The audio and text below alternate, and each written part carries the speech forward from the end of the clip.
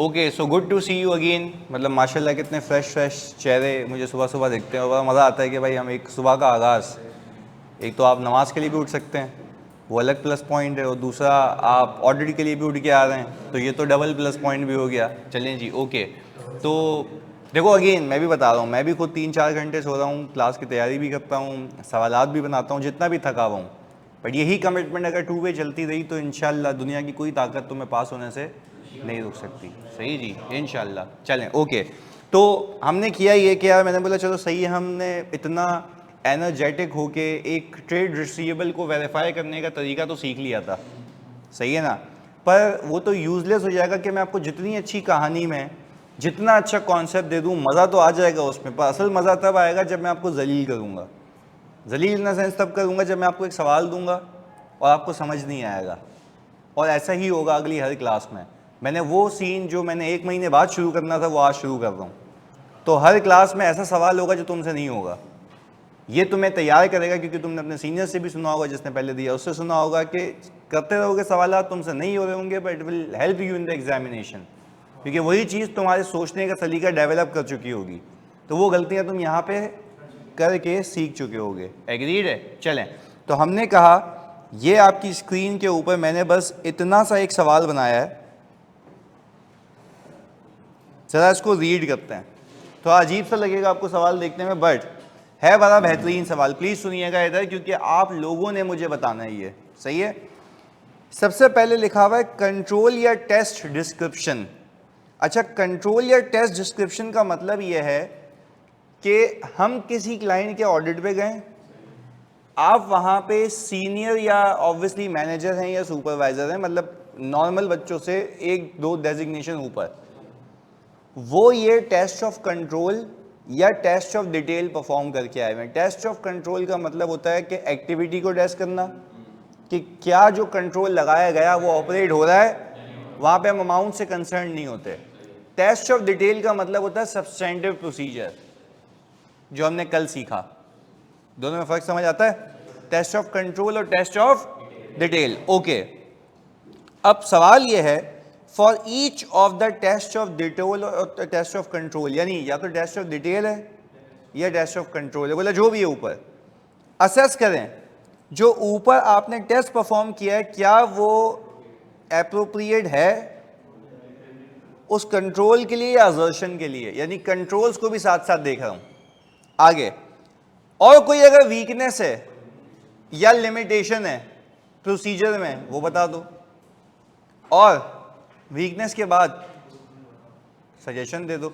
अच्छा, पर यहाँ पे सजेशन कंट्रोल की सजेशन नहीं है, प्रोसीजर की भी सजेशन है कि आप और क्या कर सकते थे कि आप इसको अच्छे से वेरीफाई कर लेते। सही है जी।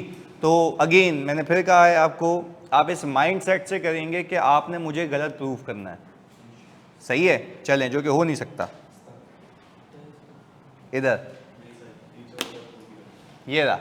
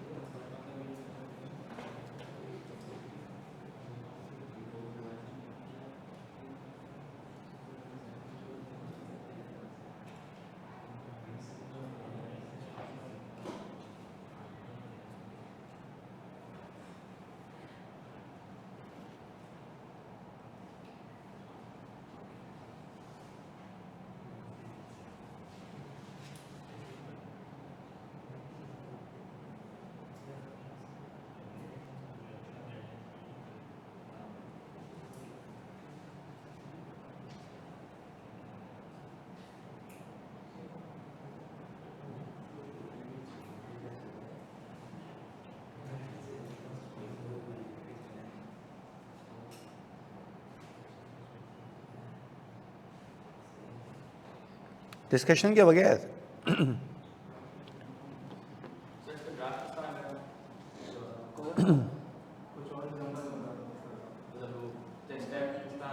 देखो, अगर आपको टेस्ट ऑफ कंट्रोल लग रहा है तो आप ऊपर लिखेंगे कि असर्शन इंटेंडेड सही है या नहीं है, सही है। फिर ऊपर लिखेंगे टेस्ट ऑफ डिटेल परफॉर्म। तो टेस्ट ऑफ डिटेल परफॉर्म के अंदर आप comments on test of detail perform या टेस्ट ऑफ कंट्रोल, तो फिर उसमें कमेंट्री करना है।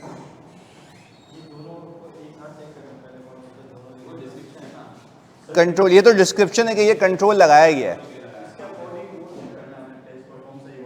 यस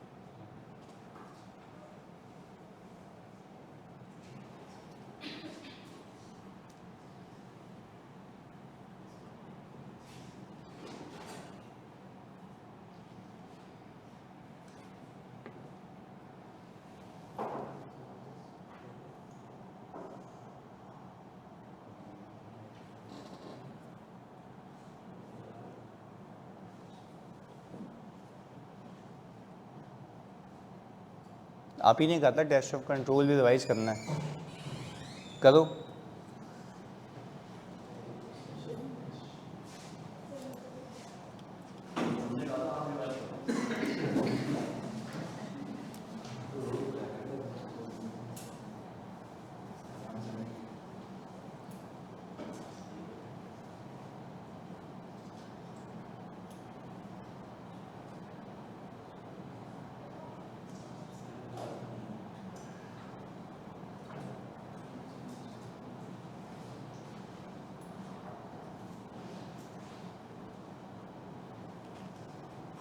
हाँ जी, पहला एक एक करके हम डिस्कस करेंगे।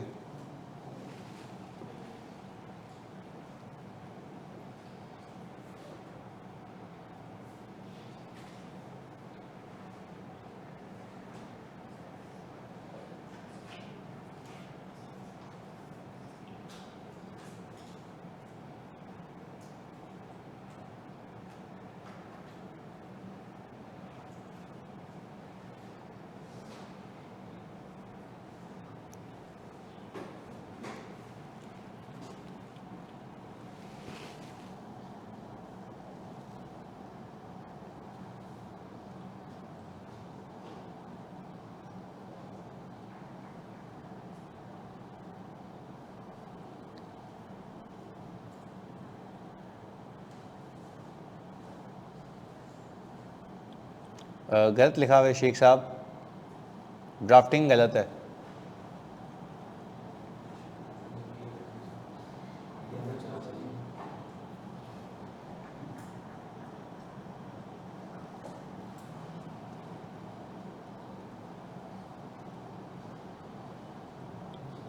हमाद बिल्कुल सही लिखा है।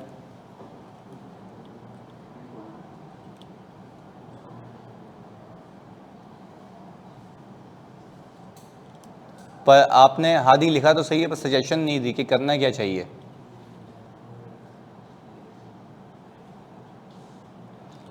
गलत मुस्तफ़ा, पहला टेस्ट ऑफ डिटेल है ही नहीं, टेस्ट ऑफ कंट्रोल है।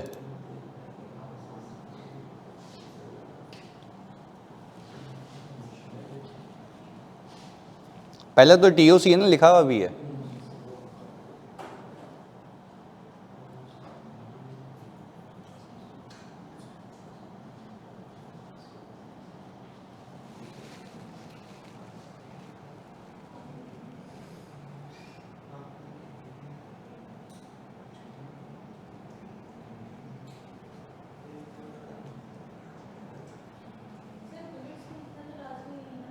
नहीं, लाजमी नहीं है, आप बस एक एक करके भी बता दें कि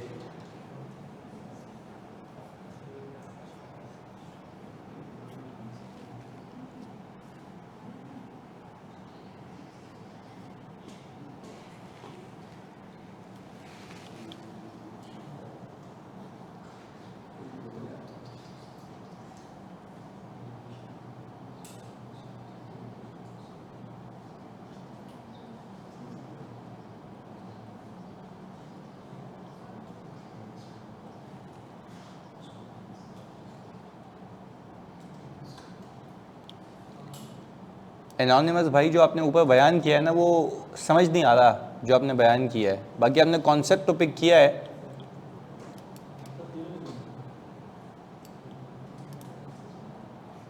हाँ, रिकमेंडेशन आपने सही दी है। अब्दुल्ला गलत।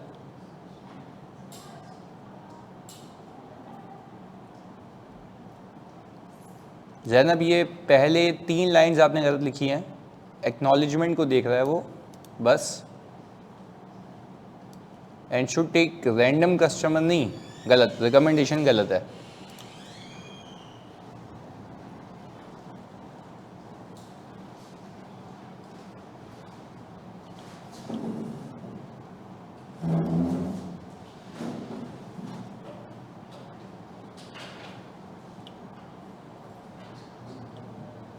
पर ये क्यों गलत है इरफान, ये भी बताना है आपने। सजेशन आपने सही दी है।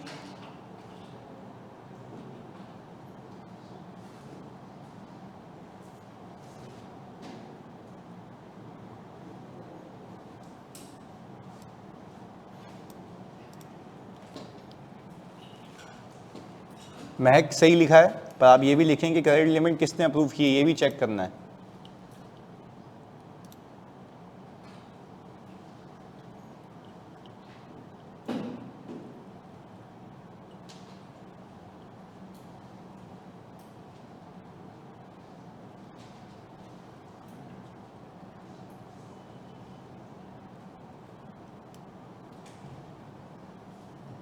Select a sample of credit sales approve, नहीं credit sales. Credit sales new customer. Mustafa, हाँ जी, तो पहला आई थिंक हो जाना चाहिए। अब तक क्या लिखा है तुमने पहले में? कंट्रोल तो डिज़ाइन तो सही हुआ है ना। अच्छा, तो आपने क्या लिखा है? टेस्ट जो परफॉर्म किया गया उसमें क्या गलती है?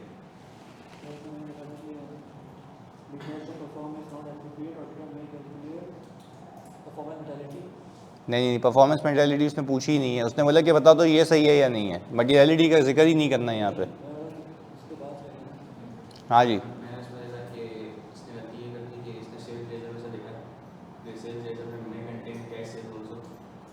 गलत।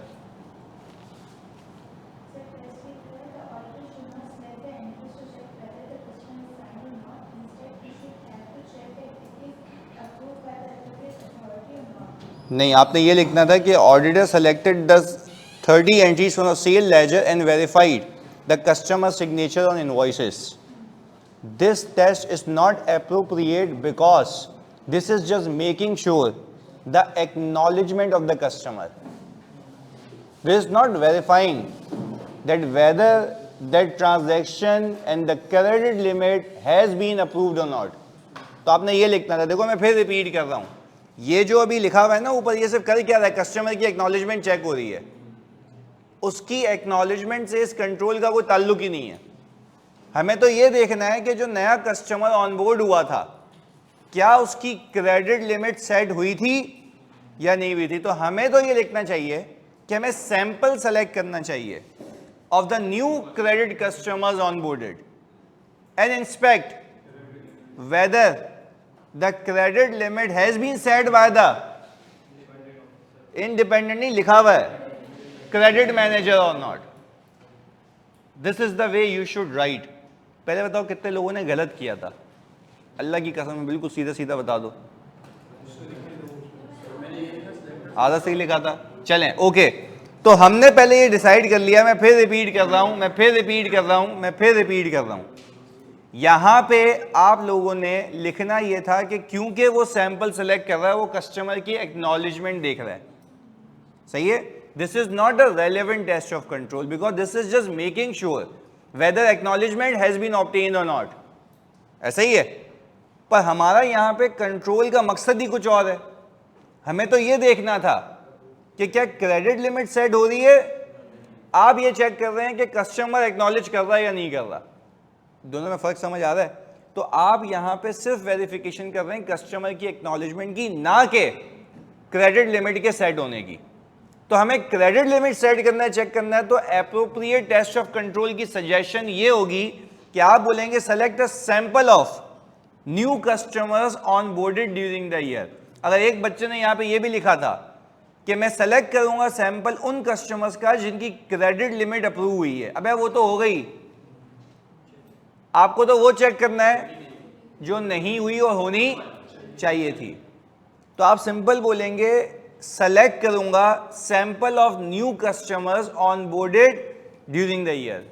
लिखो ना, select the sample of new customers on boarded during the year and inspect, ये सवाल है, and inspect whether the credit limit has been set by the credit manager before processing और नॉट। ये तरीका था आपका लिखने का। इसको हम कहते हैं कंट्रोल एट्रीब्यूट, कि कंट्रोल की खुसूसियात को चेक करो कि कंट्रोल क्या था, अप्रूवल। आप अप्रूवल चेक करो और उस पॉपुलेशन में से करो जहां पे आपको लगता है कि होना चाहिए। क्लैरिटी है? तो पहले में तो भाई आप निकल लिए, दूसरे पे आ जाओ जल्दी से। हाँ, तो असर्शन में वैल्यूएशन को तो केटर कर ही रहा है, साथ साथ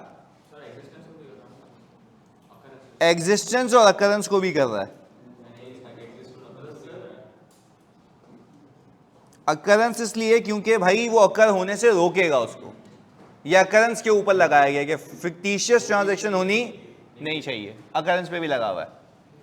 अच्छा भाई, मुनीब कलीम कह रहे हैं सर सिर्फ न्यू कस्टमर्स के सैंपल क्यों लेंगे? भाई जल्दी बताओ। अच्छा, जैनब भी कह रही है न्यू कस्टमर के सैंपल। भाई क्रेडिट लिमिट किसकी सेट होती है? अच्छा, पुराने की क्यों नहीं होती? वो तो ऑलरेडी हुई हुई है। तो अगर आप ये कहें कि we will select the sample of whole customers, तो इसका मतलब है जो हो चुके थे वो तो वैसे ही मिल जाएंगे तुम्हें। तो आपको पंचायत किस पे होनी चाहिए? न्यू। तो आपकी पॉपुलेशन सही होनी चाहिए, जो सेलेक्ट कर रहे हो पॉपुलेशन वो सही। अगर आपने पॉपुलेशन गलत सेलेक्ट की, आपकी टेस्टिंग भी गलत होगी। क्लियर है? तो ये वजह थी इसकी। सही है जैनब और मुनीब, ये वजह थी।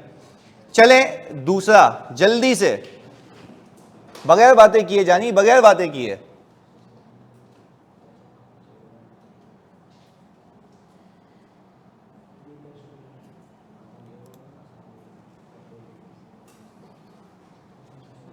Very good Rana Amma's.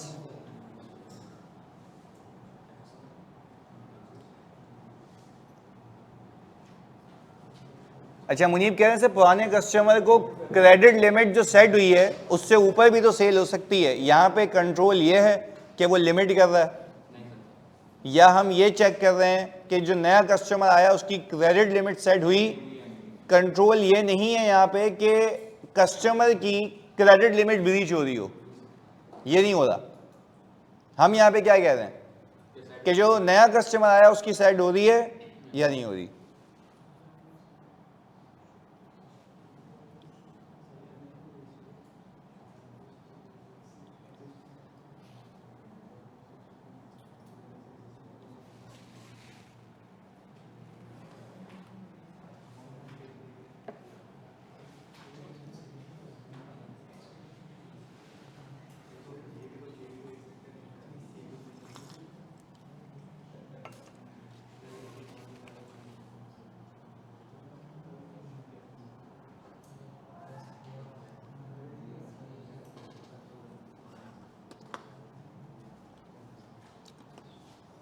शेख साहब, अंग्रेजी नॉट क्लियर।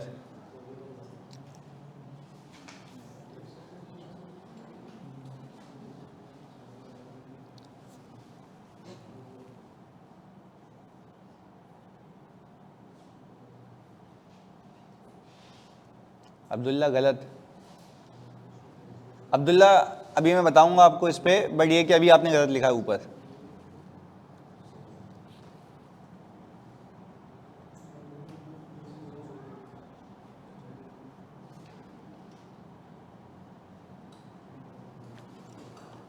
महक सही लिखा है, वेरी गुड। बट आखिर में आपको जो सजेशन दिया आपने वो नहीं करना चाहिए था। वो बताता हूँ क्यों, इसमें बहुत बारीकियाँ हैं।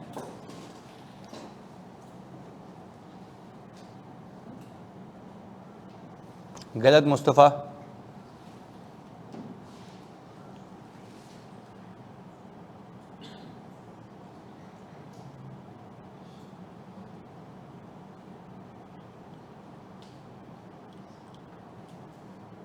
Irfan very good, but you have to provide suggestion as well. देखते हैं इसमें कौन वो जो माइनर चीज़ें पिक करता है, बड़ा सोच के और तमीज़ से बनाया ये।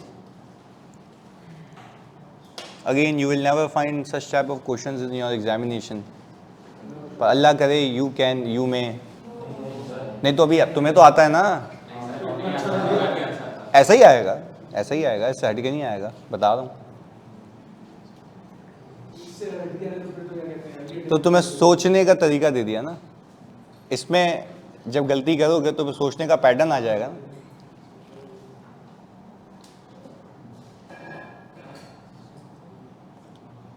निमरा बड़ा कंसाइज लिखा है, मतलब not understandable that whether you are claiming कि उसने गलत किया है सही किया है, तो यानी पहले आपने उस पर तनकीद करनी है, यानी बातें नहीं फजान, बातें नहीं, प्लीज़ लिखें।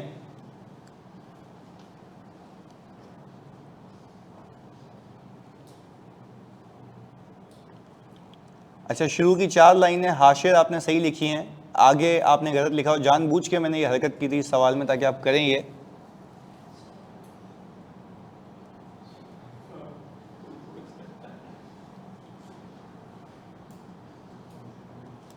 गलत इर्तिज़ा,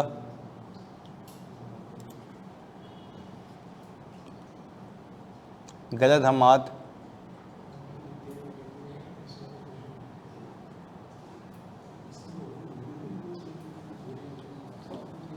शुरू तक सही लिखा है जानी,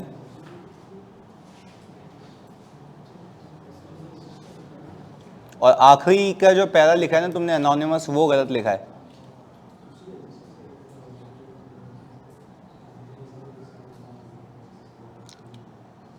ज़ैनब लिखने का तरीका गलत है, मे भी तुमने पिक सही किया हो।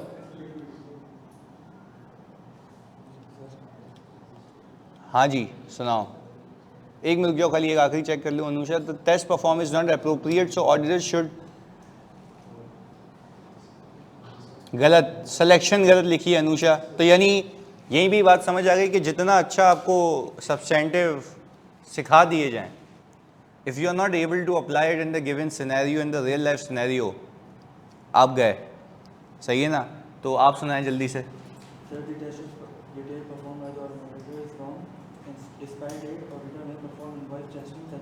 गलत, वाई गलत, क्यों गलत है उसका? क्या यार, एक मिनट, बातें नहीं, देखो मैं फिर बता रहा हूँ, इस पर बिल्कुल दिमाग शार्ट हो जाएगा। मैं एक चीज़ सिखा रहा हूँ, ये तुम्हें कोई नहीं सिखाएगा, मैं दावे से कह रहा हूँ पूरे इवन पाकिस्तान में, इवन मैं इंडियन टीचर्स भी देखता हूँ, इतने डिटेलिंग नहीं होती है। प्लीज़ मैं कह रहा हूँ सीख लो। वो इंटरव्यू में भी पूछेगा चीज़ें, फंसोगे बिला वजह। सीख लो आज एक पहली चीज़ जो सिखा रहा हूँ मैं, मतलब मैं कसम से पे नहीं करूँगा प्रैक्टिस सेशन, वरना इसके वक्त ये मेरे दिल के करीब है। मैंने तुम्हें बताया है, मैंने बहुत मेहनत की है, नींद भी हराम की है अपनी, सिर्फ डिज़ाइन करने के लिए क्वेश्चन। तो प्लीज़ मेरी रिक्वेस्ट है, जब मैं सिखा रहा हूँ तो सीखना है, बातें नहीं करनी है जी।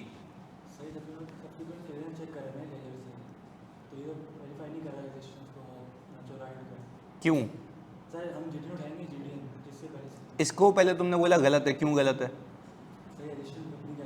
कैसे मतलब एग्जिस्टेंस वेरीफाई नहीं कर रहा? मैं कह रहा हूँ नहीं कर रहा, कैसे?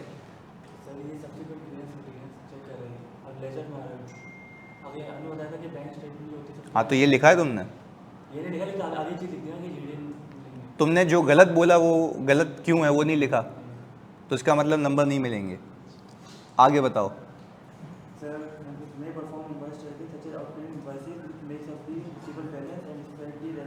ये सही लिखा है तुमने, ये सही लिखा है, वो ऊपर गलत लिख दिया। जब when you are saying that this is wrong, then you need to prove why this is wrong. सही है? हाँ भाई, anyone else ji.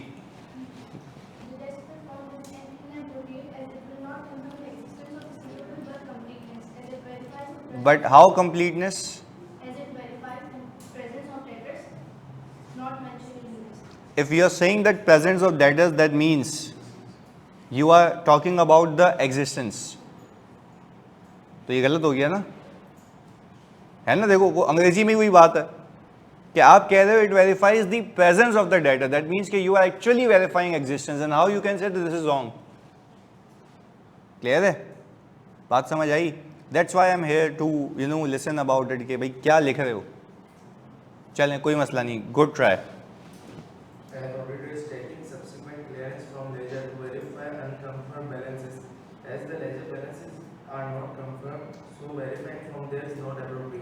Ledger balance is not confirmed.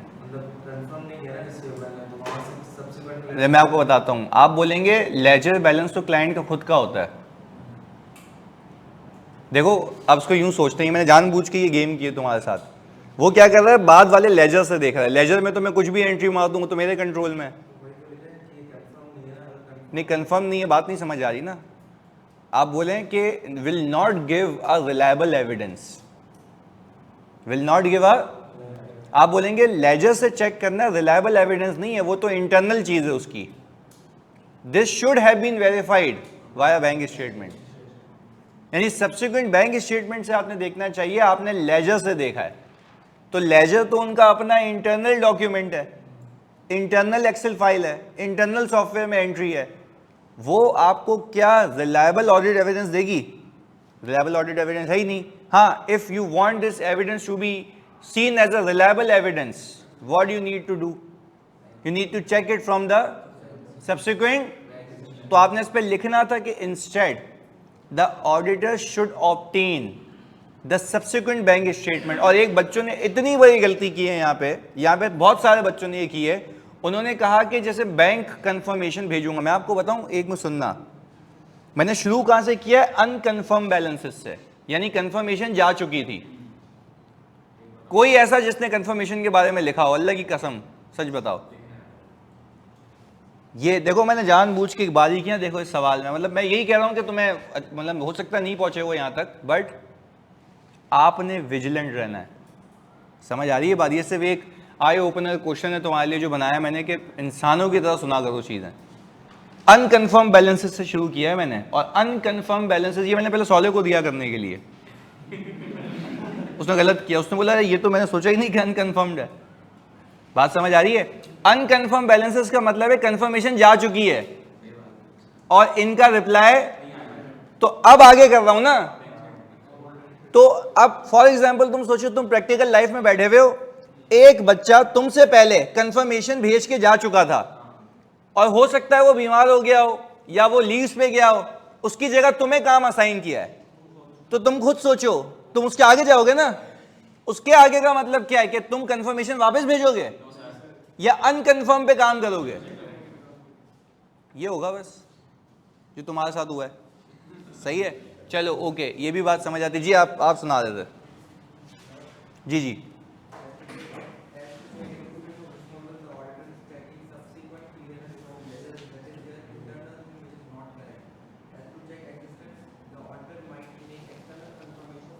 नहीं, ये गलत हो गया ना जानी, एक्सटर्नल कंफर्मेशन।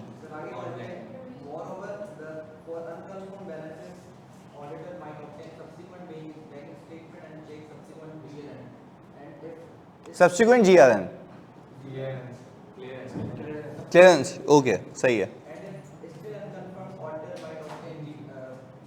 नहीं, auditor should perform invoice testing, invoice testing करनी है।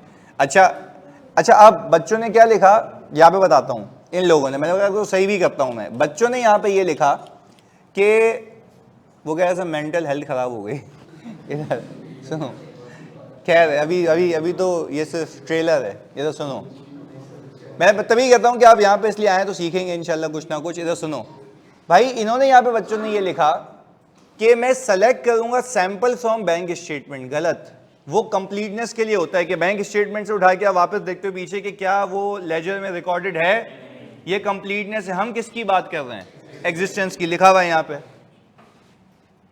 हम कंप्लीटनेस की बात नहीं कर रहे। तो आपने सैंपल सेलेक्ट करना है लेजर की अमाउंट में से, कि लेजर में जो आ रहे हैं उसमें से सैंपल सेलेक्ट करना है। बात समझ आ रही है? और अनकन्फर्म बैलेंसेस पे तो सैंपल भी नहीं होता, क्योंकि वो तो इटसेल्फ आपको वो बचा वो सैंपल ही है जिसको आपने कंफर्मेशन भेजी है। तो उस पर सैंपल नहीं होता, उस पर 100% वेरिफिकेशन होती है। यानी फॉर एग्जांपल मेरे 500 डेटर्स थे, उसमें से 100 सेलेक्ट हुए, तो 100 पे भी सैंपल करोगे या 100 को पूरा वेरीफाई करना है? और जो सब्सिक्वेंट क्लियर नहीं हुआ उसकी इनवॉइस टेस्टिंग होगी। पहले बताओ बात समझ आती है? तो दूसरा गलत हो गया तुम्हारा, सही है, खैर हो गई, अभी तो शुरुआत है। तीसरा जल्दी, थर्ड वन सोच, अभी इसमें भी गेम छुपी हुई है, तो प्लीज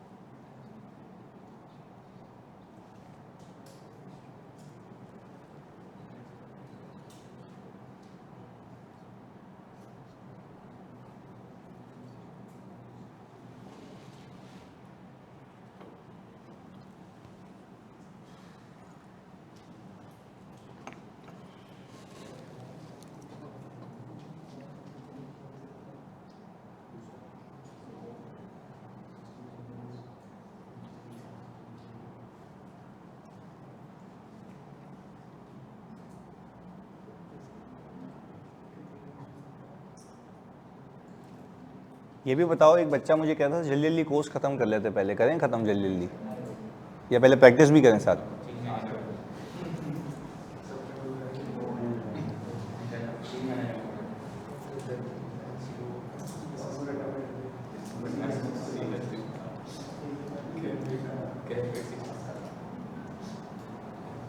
अच्छा ये देखो, है तुम्हारे कोर्स कंटेंट के अंदर ही ना, है तो ये।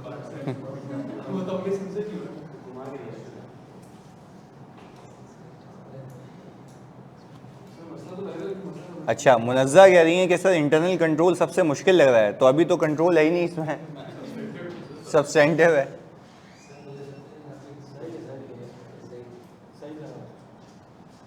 देखो सही भी हो सकता है, मैं यही तो कह रहा हूँ, यही तो ट्रिक है।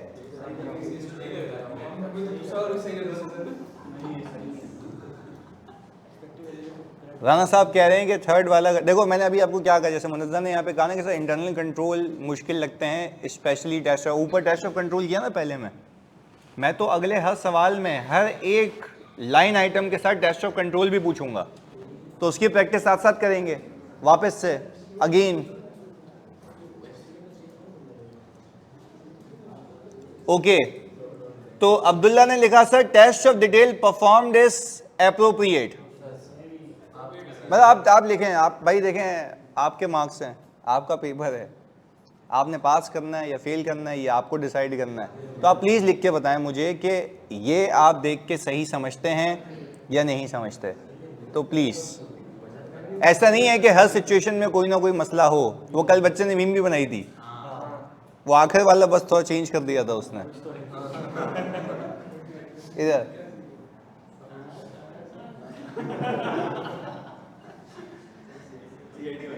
हम करेंगे, जानिए भी सही।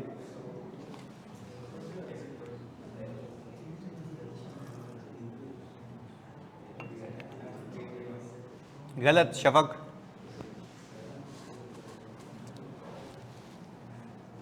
चलें जी, जानी सही किया है, मेरा स्टूडेंट नहीं हो सकता। लिख लो, मतलब सही है, मैं वैसे कंफ्यूज भी कर रहा हूँ। आप इफ़ यू फील के भाई ये सही है तो मतलब हो सकता है सही हो, तो आप फिर लिख दें उसको बस लिखें, लिख के उसको नक्श करें वहाँ पे, फिर हम देखेंगे हो सकता है सही हो।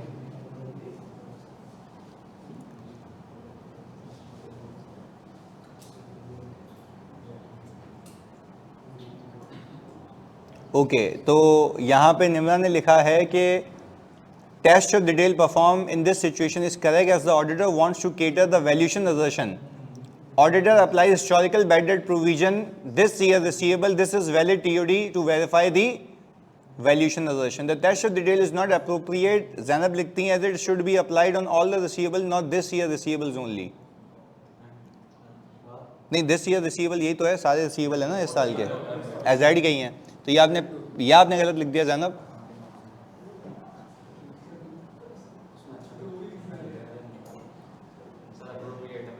एप्रोप्रिएट है।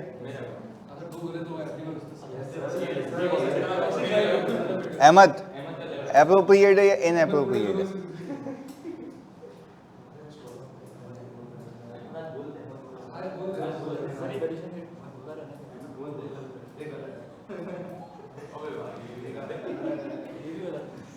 अच्छा, अब कैसे इनएप्रोप्रिएट है जरा मैं आपको सिखाता हूं, इधर प्लीज सुनिएगा। Inappropriate rolling forward prior year provision percentage without analyzing the current year collectability is insufficient. Change हो सकता है, आपने बेवकूफ़ी ये की, आपने वही हिस्टोरिकल परसेंटेज उठा के चिपका दी। यस, देखें, जब आप कहते हैं ना कि मैं प्रोविजन फॉर बैड डेट्स निकाल रहा हूं, तो वो तो हिस्ट्री बता रहा है। इस साल क्या हुआ, हो सकता है एस्टिमेट चेंज हो गया हो, कुछ रिकवरेबिलिटी ज्यादा हो गई हो, तो जो कुछ रिकवरेबिलिटी ज्यादा हो गई है तो यू कैन नॉट से कि मैं वही परसेंटेज लगाऊंगा, क्योंकि इस साल हालात वाकया चेंज हो सकते हैं। तो इसका तरीका ये होता है, हम जो प्रैक्टिकल लाइफ में भी कर रहे होते हैं वो ये करते हैं कि हम देखते हैं कि customer by customer recovery rates क्या आ रहे हैं, यानी हम देखते हैं कि उसके मंथ ऑन मंथ बैलेंस कैसे जा रहा है, यानी पिछले मंथ को अगले मंथ से डिवाइड करते हैं, देखते हैं रिकवरी हो रही है या परसेंटेज इंक्रीज हो रही है। तो क्या ये इस साल चेंज हो सकती है? तो आप तो कह रहे थे कि एप्रोप्रिएट है, आपने तो वही परसेंटेज चिपका दी जो कि अक्कासी कर रही है किस साल की। आपने इस साल की अपडेट को इस साल की परसेंटेजेस में इंपैक्टफुल नहीं बनाया। तो दैट मीन्स कि आपने जो परसेंटेज अप्लाई की वो गलत है, because you don't have evidence for that. वो पिछले साल का एविडेंस है, करंट ईयर की जो भी चेंजेस हुई हैं वो आपने अकाउंट फॉर नहीं की हैं। अच्छा, ऐसा हो सकता है करंट ईयर में और भी रिसीवेबल्स बढ़ गए हों, तो आपकी परसेंटेज तो कम होगी, होनी चाहिए ज्यादा। तो दैट मीन्स कि आप फिर इनएप्रोप्रिएट परसेंटेज लगा गए। पहले बताओ बात समझ आ रही है? इसीलिए हमने यहां पे कहा कि rolling forward prior year percentage of bad debt is not a appropriate procedure. क्यों, जरा देख लेते हैं। ये इग्नोर करता है चेंज इन इकोनॉमिक कंडीशन, और आपने इन तीनों चीजों को इग्नोर किया है। अच्छा, यहां पे कस्टमर रिस्क का क्या मतलब है? कि वो पे बैक कर सकता है या अच्छा, अब इन्वायरमेंट के अंदर कोई ऐसी सिचुएशन आ गई, कोविड आ गया या व्हाटसोएवर, हमारी इन्फ्लेशन ऊपर चली गई, तो आपको यह सोचना चाहिए। देखो, जब मैं तो खैर ऑडिट करता हूं तो मैं तो ये भी देखता हूं प्रोविजन बनवाते हुए कि इकोनॉमिक्स देखो, अगर तो इकोनॉमिकली देखो तो क्या चल रहा है, इन्फ्लेशन या जीडीपी आपकी डिस्टॉर्ट हो रही है, तो मैं ये बोलता हूं भैया ना प्रोविजन का परसेंटेज ज्यादा करें। तो मुझे सामने से क्लाइंट क्या कहता है, अबे जीडीपी का इन्फ्लेशन का इससे क्या ताल्लुक है? मैंने कहा उसके अखराजात नहीं होंगे, उसके अखराजात इंक्रीज होंगे तो उसकी पेइंग कैपेसिटी कम हो जाएगी। तो मैंने कहा भाई आप ये अंदाजा है ना, तो अंदाजा सही रखो, मतलब इस लेवल तक जाके ऑडिट होता है। तो ये हमने खाली आपको सिखाने के लिए लिख दिया। आगे देखें, हमने कहा आपको एजिंग एनालिसिस परफॉर्म करने चाहिए, आपको सब्सिक्वेंट रिसीट चेक करनी चाहिए, और क्रेडिट रिस्क देखना चाहिए मेजर कस्टमर का। Review management assumption and compare to the historical loss. Comparison के लिए हिस्टोरिकल सही है, पर एक्चुअलाइज परसेंटेज के लिए वो सही। आपको तो एजिंग देखनी थी। अबे कल तो सिखाया है कि एजिंग देखो, लॉन्ग आउटस्टैंडिंग देखो, फिर देखो कितने परसेंट उस पर कौन कौन से बैलेंस पे प्रोविजन बनता है। आपने एक स्ट्रेट परसेंटेज चिपका दी सब पे, जो कि गलत है। पहले बताओ बात समझ आती है? थोड़ी सी टेंशन हो रही है, सही ना? मैं फिर बता रहा हूँ, ये एग्जाम के कैलिबर से 10 गुना ऊपर का सवाल है। हो जाए अब तक को तुम्हें सोचने का तरीका है ना। अब आगे जब ऐसे सवालात बना के लाऊंगा तो वो भी नहीं होंगे इधर। चलो, तो खैर कहने का मतलब ये है कि ये सिर्फ आपको सिखाने के लिए कि सवाल ऐसा आ सकता है। सही है। तो चलो अब हम जरा बात कर लेते हैं ऑल टुगेदर अगले फेज की। अपने पास हेडिंग डाल दें आप, test of detail on inventory.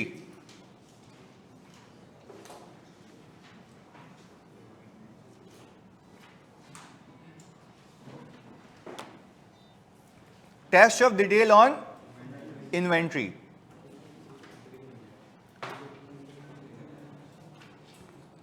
अच्छा यार प्लीज सुनिएगा, इधर फोकस के साथ, बड़ी अहम चीज इधर। अच्छा, हमें यह पता है कि ये जो आपका ओपनिंग बैलेंस है, आप ये कहेंगे कि ये लास्ट ईयर वेरीफाइड होगा, ऑडिटेड है, सही है। अच्छा, बीइंग एन ऑडिटर,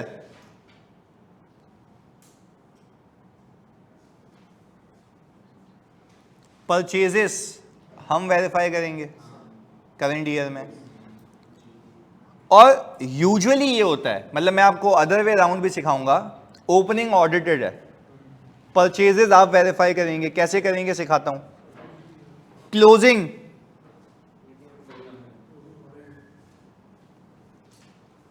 भी ऑडिटर वेरीफाई करेगा। ये आ जाती है हमारी यूजुअली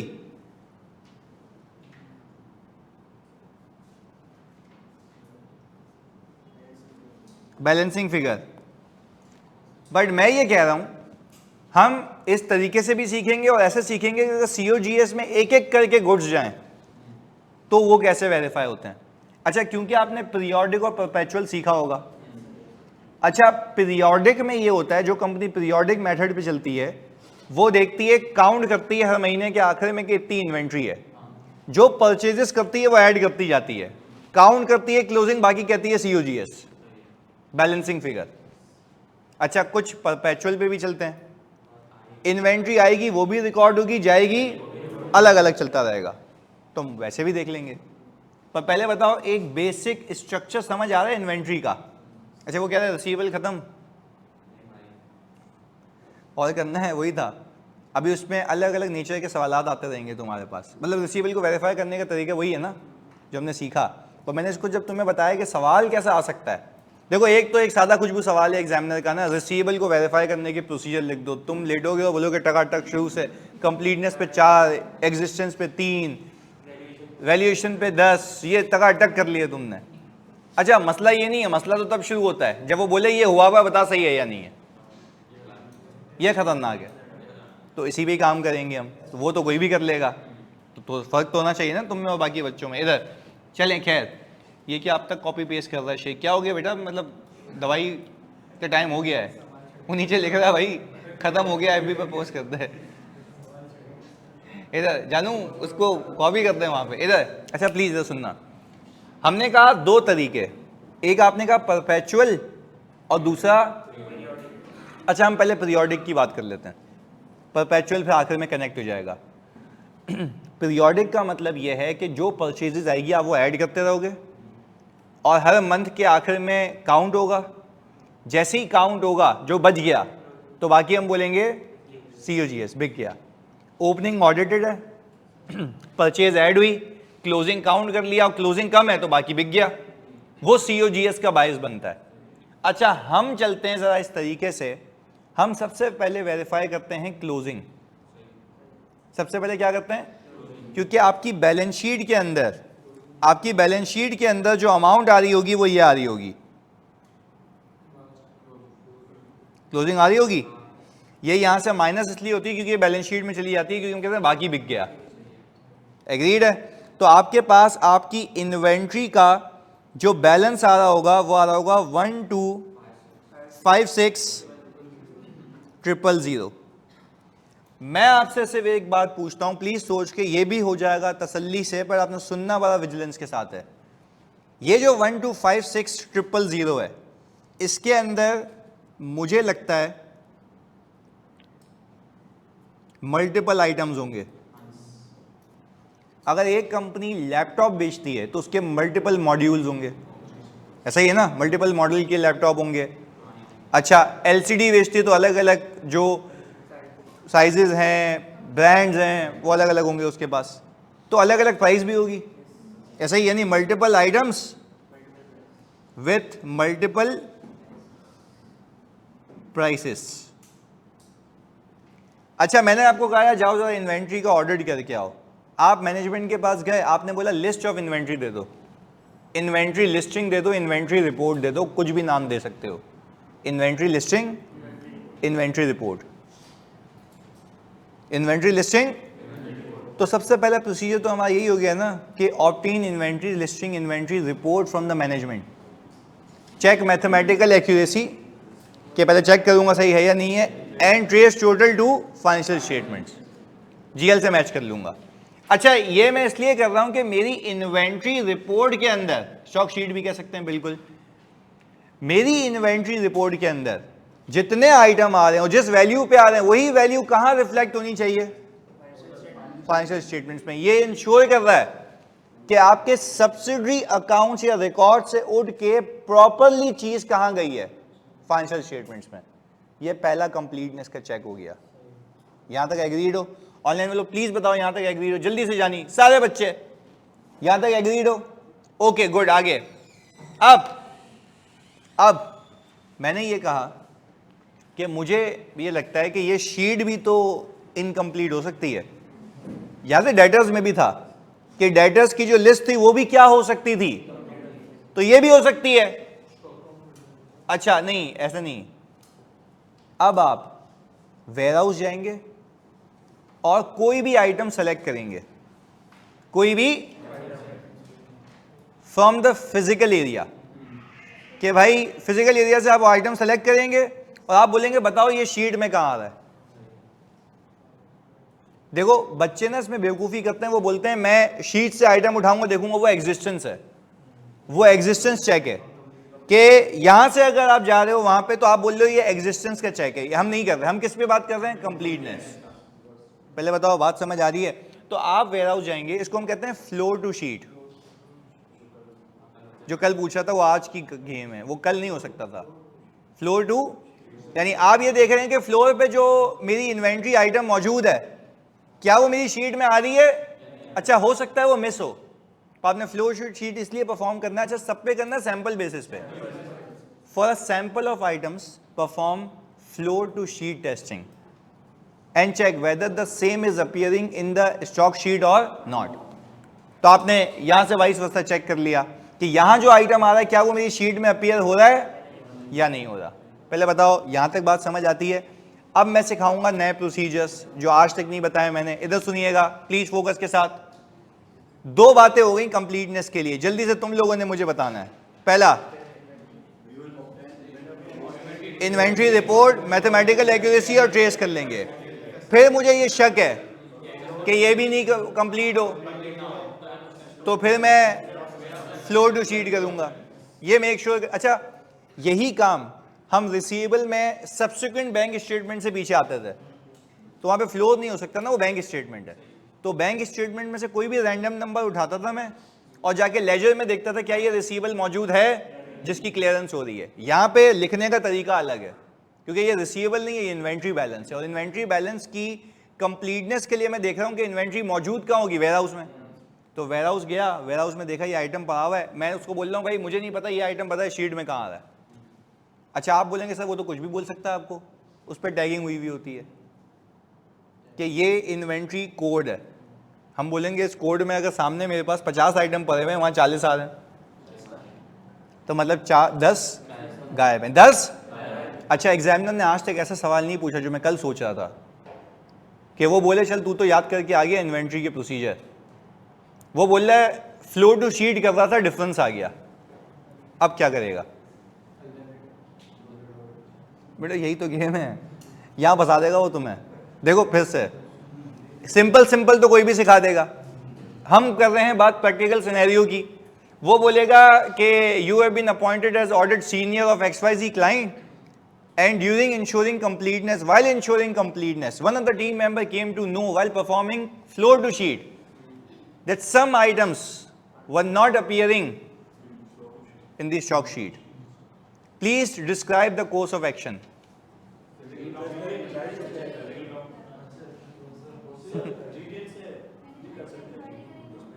सबसे पहली चीज मैनेजमेंट से इंक्वायरी करोगे, इंस्पेक्शन नहीं, वही तो कह रहा हूं। सबसे पहले देखो इंस्पेक्शन हो चुकी है मेरे भाई, अब वो बोल रहा है इसके बाद क्या करना है।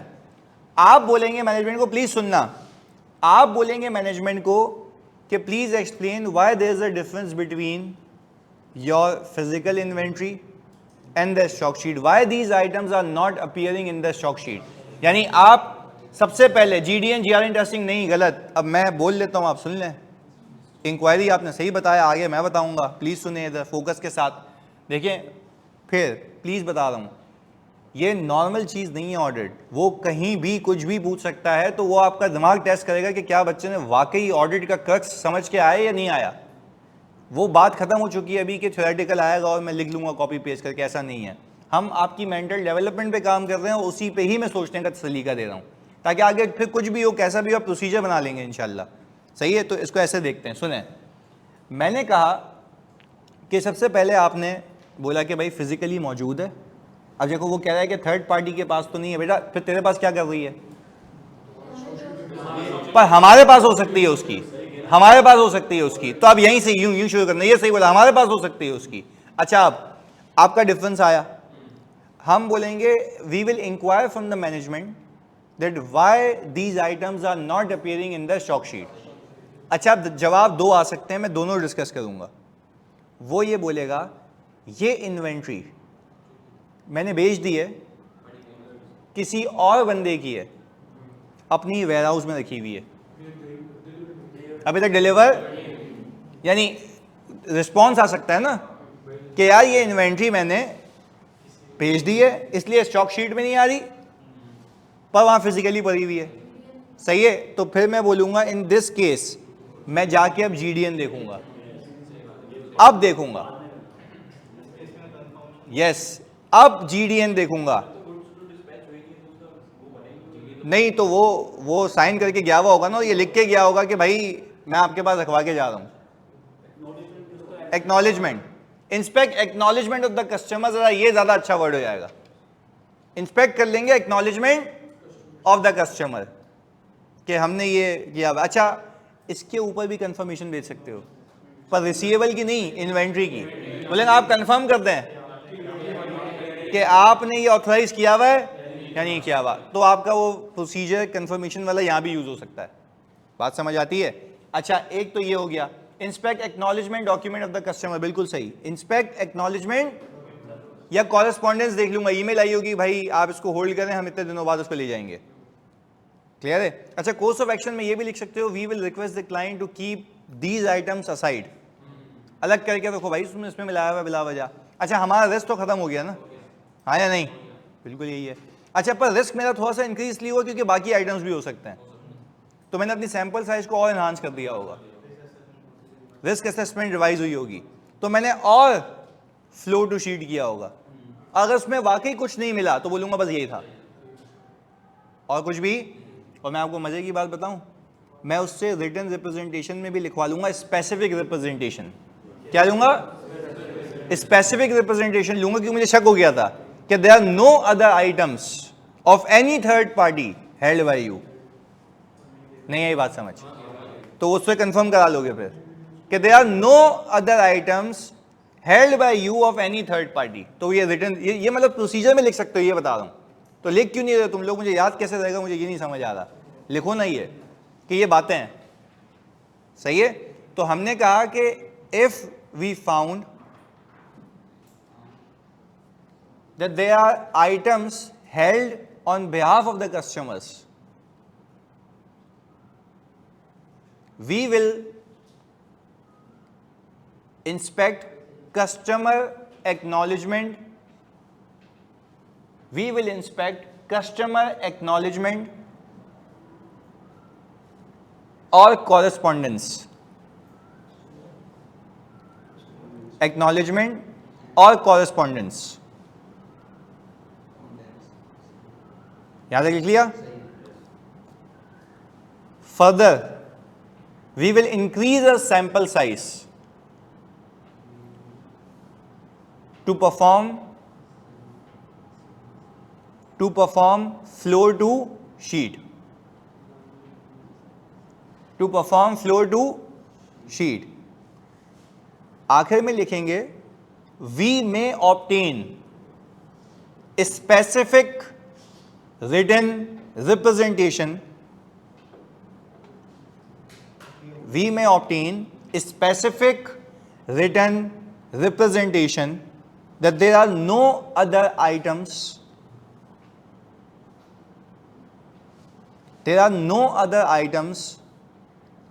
held by us on behalf of the customers. There are no other items held by us, held by the client on behalf of the customers। अब देखो मैंने आपको यहाँ पे कैसे दूसरे टॉपिक से भी लिंक किया है कि वो यहाँ यूज हो सकता था। वैसे नहीं कि हर जगह रिटन रिप्रेजेंटेशन चिपकाते रहो। जहाँ मसला होता है, जहाँ पे आपको लगता है कि वो मिस रिप्रेजेंट कर सकता है, वहाँ पे आपने रिटन। तो ये तरीका है, ऑडिट में भी हम ये करते हैं। मैं अपनी टीम को कहता हूँ यार स्पेसिफिकली डलवाना ही है, और ये साइन करवाना वेयर हाउस इंचार्ज से। हाँ वो भी स्पेसिफिक हो सकता है। अच्छा मैं क्या कहता हूं कि आप यहां पे स्पेसिफिक साइन करवाना वेयर हाउस इंचार्ज से। अच्छा उससे क्यों करवा रहा हूं? उसी की जिम्मेदारी है। अच्छा कल को वो साइन करते हुए भी करवाएगा, बोलेगा यार, अच्छा वो बोले यार वेरीफाई नहीं करो, सिर्फ रिटन रिप्रेजेंटेशन दे देता हूं, सोल एविडेंस नहीं देता, एडिशनल एविडेंस, सपोर्टिंग एविडेंस है। तो देखो वो पूरी कहानी, आपको तो प्रोसीजर मिल गया लिखने के लिए, क्लियर है। चलें वाइस वर्सा, वो ये कह रहा है कि एक तो हमने ये कहा ना कि भाई वो तो हमने कस्टमर के बिहाफ पे रोका हुआ है, ऐसा ही है। हाँ, तो अब वही वाली बात है, वही वाली बात। वो कह रहे सर ये भी तो कह सकता है ना मैनेजमेंट के ये इन्वेंट्री हमने बेची नहीं है, किसी और थर्ड पार्टी की है, तो मैं बोलूँगा चलो उससे कॉरेस्पॉन्डेंस दिखा दो। नहीं ये बात समझ? यस, तो अब मैं कस्टमर एक्नॉलेजमेंट देखूंगा। अच्छा, जो कस्टमर वाली बात थी उसमें मैं परचेज ऑर्डर भी देख सकता था, उसका सेल्स ऑर्डर भी देख सकता था, याद है? तो ये भी तो लिख सकते हैं डॉक्यूमेंट्स के अंदर कि उसके सेल्स ऑर्डर को इंस्पेक्ट कर लोगे, ये सारी चीजें वहां से सामने आ जाएंगी। एग्रीड? चलें, व्हाट इफ वो कहे कि कस्टमर का नहीं है, किसी थर्ड पार्टी का है, तो मैं थर्ड पार्टी एग्रीमेंट देख लूंगा, मैं देखूंगा उससे कितना रेंट ले रहा है। नहीं ये बात समझ? किसी की इन्वेंट्री ऐसे ही अपने पास रखूंगा, या अपना वेयर हाउस अगर उसको मैं दे रहा हूं यूज करने के लिए तो उससे रेंट चार्ज करूंगा, तो मैं ये कहूंगा ना कि if the inventory is being held on behalf of the third party, लिखो, if the inventory is being held on behalf of the third party, if the inventory is being held on behalf of the third party, we will inspect the correspondence and the agreement with the third party. Correspondence and the agreement with the third party.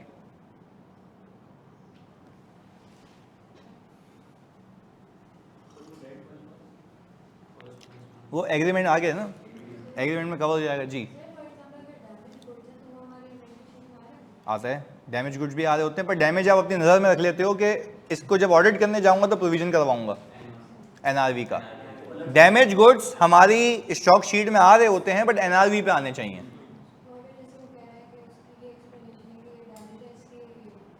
नहीं, damage है और stock sheet में नहीं आ रही तो गलत है ना, स्टॉक शीट में आने चाहिए जीरो वैल्यू पे, अगर जीरो वैल्यू है, अदरवाइज एनआरवी पे। तो there is no point of view ये कहने का कि भाई वो तो डैमेज है इसलिए नहीं आ रहे, ये तो बात ही गलत है। क्लियर है?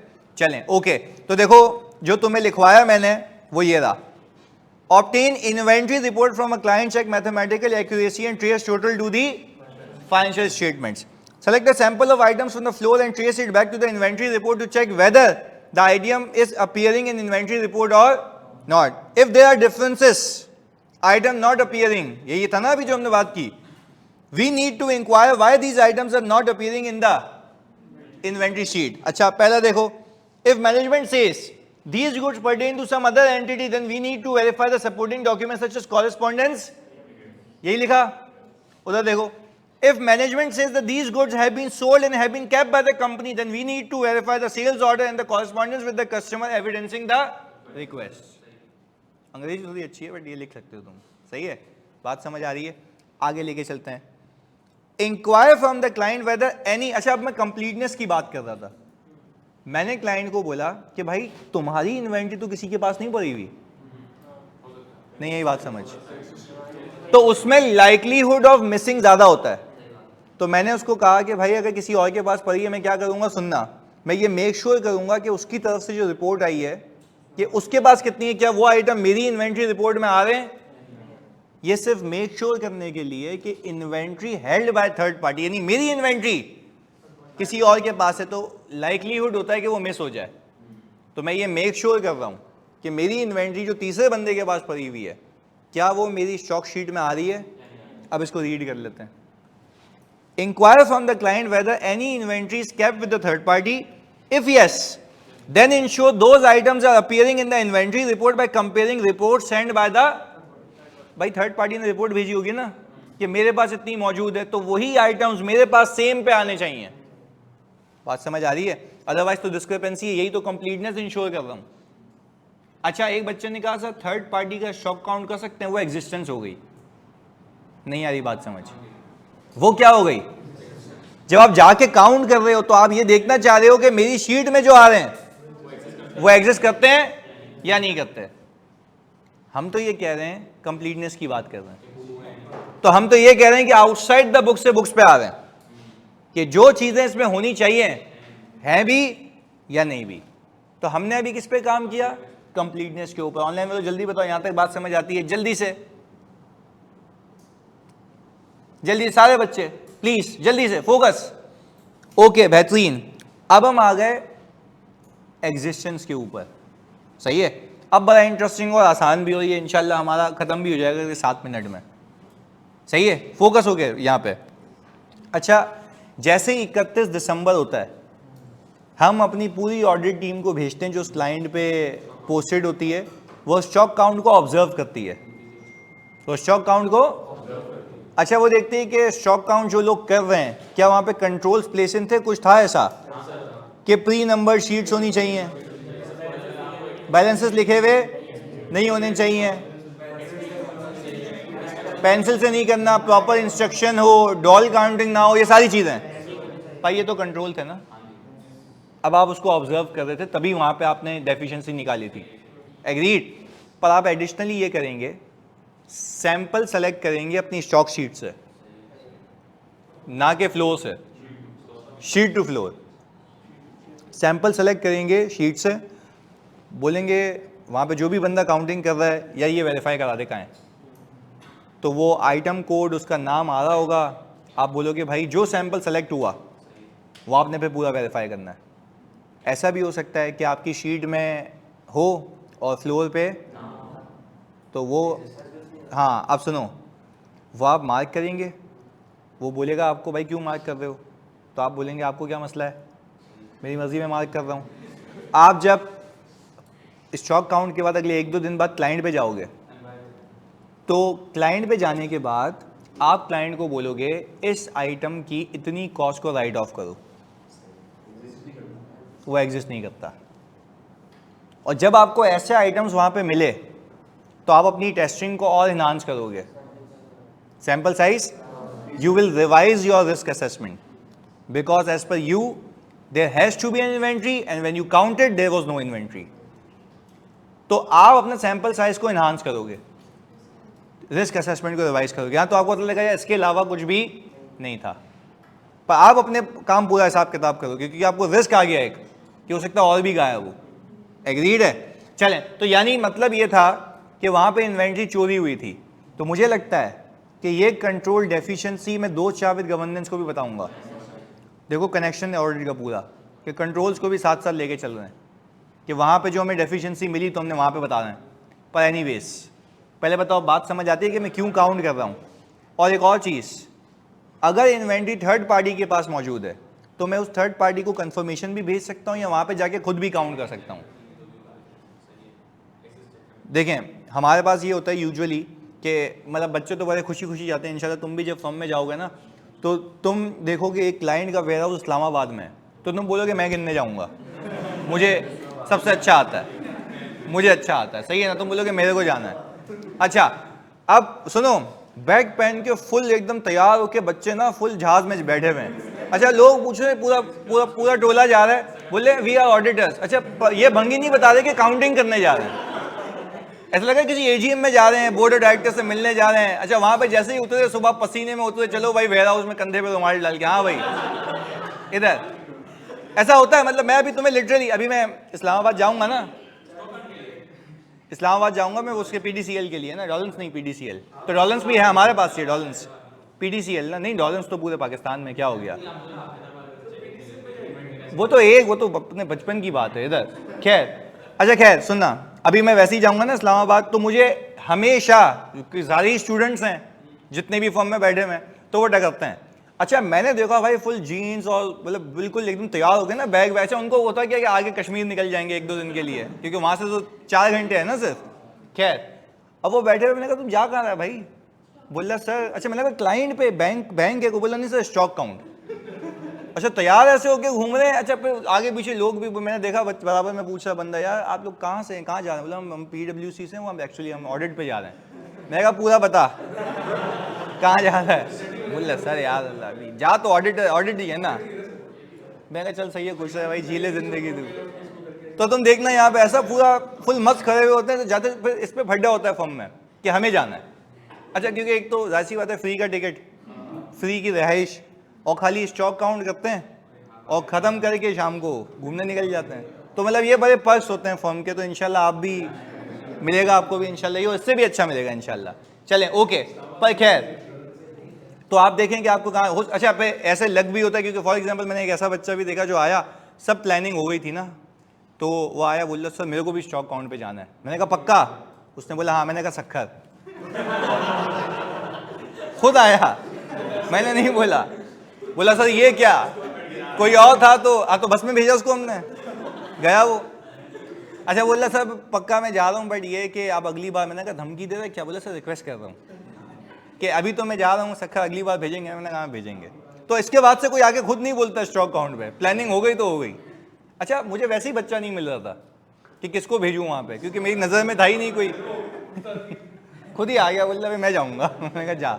इधर खैर, अच्छा इधर सुनना प्लीज, फोकस कर। अच्छा खैर पहले बताओ, पहले दो समझ आते हैं, ऑब्जर्व द इन्वेंट्री काउंट, और फिर हम शीट टू फ्लोर करेंगे। और दूसरा, for inventory cap with third party either visit और सेंड डायरेक्ट कंफर्मेशन। अच्छा कंफर्मेशन से एग्जिस्टेंस मालूम हो जाएगी, रिलायबल एविडेंस होगा, यस थर्ड पार्टी कंफर्म कर रही है, ओके। अच्छा कंसिडर इन्वॉल्विंग एक्सपर्ट भी लिखा हुआ है यहाँ पे, इसलिए क्योंकि मैं फॉर एग्जांपल बताता हूँ, हमारे पास शेल पाकिस्तान भी है। शेल पाकिस्तान का जब आप ऑडिट करते हैं तो उसकी इन्वेंट्री की एग्जिस्टेंस के लिए वो पूरे पूरे ड्रम होते हैं। अच्छा वो आप मेजर नहीं कर सकते, वो एक्सपर्ट कर सकता है। तो उसके लिए आपको एक्सपर्ट की नीड होती है, जो पेट्रोलियम सेक्टर का एक्सपर्ट हो। तो उसको ऑब्वियसली हम फीस वगैरह भी देते हैं। तो वो होता ही है कि वो होता क्या है कि भाई वो पूरा मतलब एक इतना जो बड़ा ड्रम होता है ना, तो वहाँ पे वो डिप करके देखता है कि कितना उसमें वो डीप है और कितने लीटर उसमें पेट्रोल हो सकता है, इवेपोरेशन वगैरह निकाल के, क्योंकि पेट्रोल तो गायब भी होता है ना। तो वो सारी चीज़ें बताता है कि इस दिन पे ये आपकी क्वांटिटी बनती है। बात समझ आ रही है?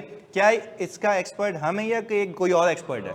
इसकी हमारे पास अकाउंटिंग ऑडिटिंग एक एक्सपर्ट होती है, इसके अलावा अगर आपको कोई यूज़ करना है तो फिर वो एक्सपर्ट होगा। तो कहने का मतलब है there can be a circumstances जिसमें आप एक्सपर्ट की हेल्प लेते हैं, इवन इन काउंटिंग। पहले बताओ बात समझ आती है, क्लैरिटी है? ऑनलाइन मतलब प्लीज बताओ क्लैरिटी, जल्दी से जानी सारे बच्चे, ओके। आगे अब हमने कहा वैल्यूएशन। अच्छा प्लीज सुनना, ये बड़ी अहम चीज है ताकि हम जल्दी इसको खत्म करें, प्लीज फोकस के साथ। हमने सबसे पहले शीट कंप्लीट की, फिर हमने देखा वो जो कंप्लीटेड शीट है उसकी चीजें मौजूद हैं, ये दो चेक्स हो गए। अब मैं देखूंगा क्या प्रॉपर्ली वैल्यूड है।